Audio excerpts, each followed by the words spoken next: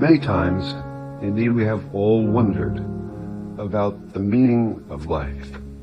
After all, why is there a manifested universe if outside it dwells perfection and totality?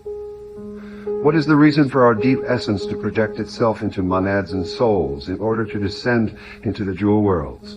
If in these worlds there is nothing that can add or subtract anything to that very essence, after all, what is all this experience for?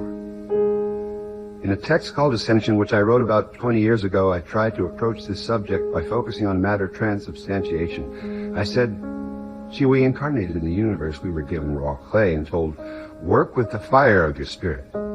In successive stages of this greater incarnation, this clay was molded, gaining form and brilliance. One day, within the linear temporal process, the clay will be transformed into light, and in light it will be returned to the Father. I believe that there's a hidden key in this clay, which is transformed into light to be returned to the Father. And this key, we find it on the cross.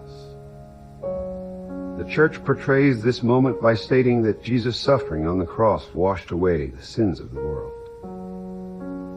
I would say that it is almost correct, but it contains a misunderstanding. Suffering has no alchemical power because it is merely psychological. And so the word suffering should be replaced by pain.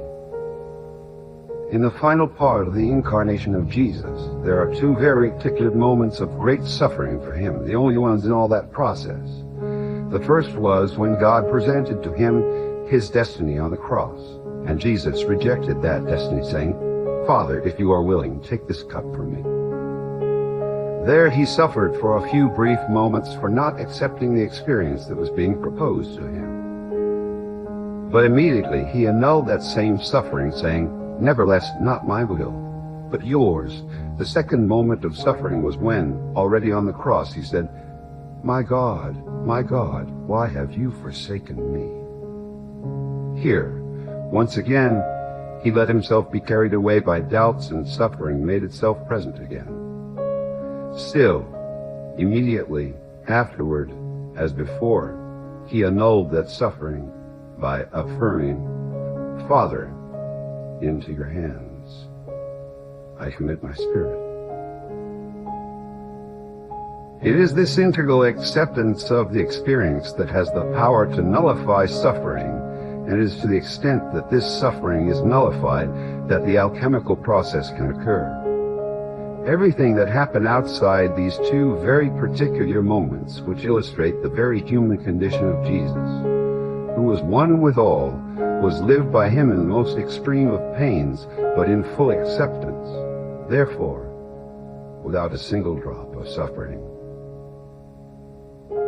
And it is the full acceptance of this extreme pain that contains within itself the mystery of deep alchemy, which transforms the world into the redemption of karma through the transubstantiation of matter.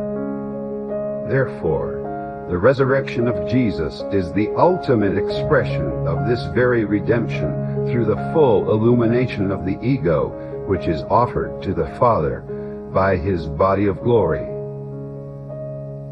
the body of light. May we realize that pain is an inherent part of the incarnation itself.